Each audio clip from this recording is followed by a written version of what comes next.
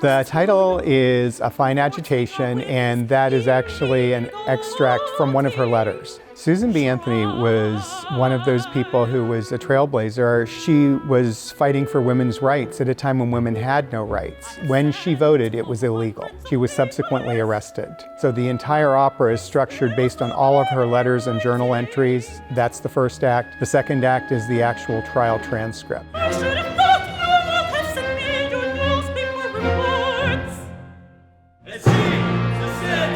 I think a lot of people who grew up and take democracy for granted, they don't understand the importance of voting and actually taking part in the system.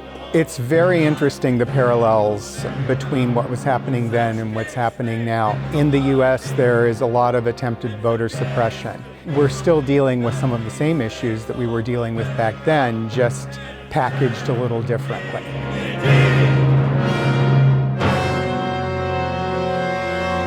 I think that the text comes first and the music is there to, usually, hopefully, to serve the text, and I definitely find that to be the case in Michael Evans's work here. And really this actually reflects the way that I look at most music. I still love the message of this piece and of Susan B. Anthony's legacy, that every human should have the same rights.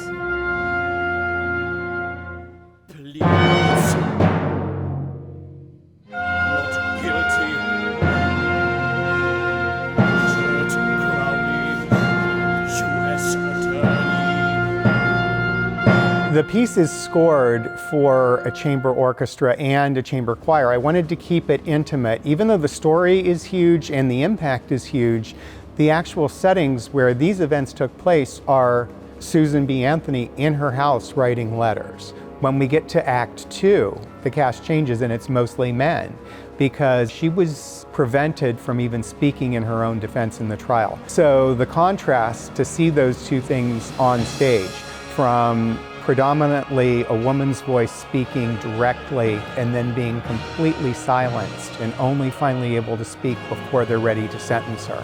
It hits you. You feel her silence. You feel her wanting to say something.